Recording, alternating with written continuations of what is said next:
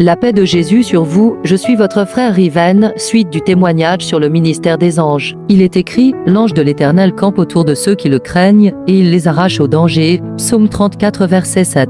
Alors que l'ange de l'Éternel ne bougeait pas, subitement je voyais la victoire que l'Éternel avait manifestée dans la vie de ce frère. Le démon qui combattait ce frère fut vaincu. Je voyais ce frère ramasser la pièce d'argent que j'avais lancée sur ordre du Saint-Esprit. Après que ce frère ait pris la pièce d'argent qui était au sol, je voyais un oiseau qui était passé à côté de moi. Cet oiseau disait, l'Éternel est le Dieu qui fait les choses impossibles. Après avoir entendu cela, je regardais l'ange de l'Éternel qui était à côté de moi. Il souriait. Je comprenais à présent pourquoi il n'avait pas bougé lorsque je lui avais demandé d'aider ce frère. Comprenez donc, Église de Jésus-Christ, que les anges n'obéissent pas à votre parole si elle n'est pas en accord avec la volonté de Dieu en ce qui concerne votre protection. Le Saint-Esprit lui-même veille sur vous, mais aussi les anges du Seigneur. Alors qu'il y avait un ange de guerre dans ma chambre, je ne pouvais pas ressentir sa présence ou imaginer quoi que ce soit sur cet ange. Quand le Saint-Esprit ouvrait ma vue spirituelle, je voyais l'ange du Seigneur qui se tenait dans un coin de ma chambre. Son corps était redoutable, il me regardait dans les yeux. Je constatais qu'il était calme. Le Saint-Esprit me faisait savoir que je ne devais pas avoir peur de lui. Cet ange veillait à me protéger. J'observais chez lui une capacité de discrétion incroyable. À cause de sa discrétion,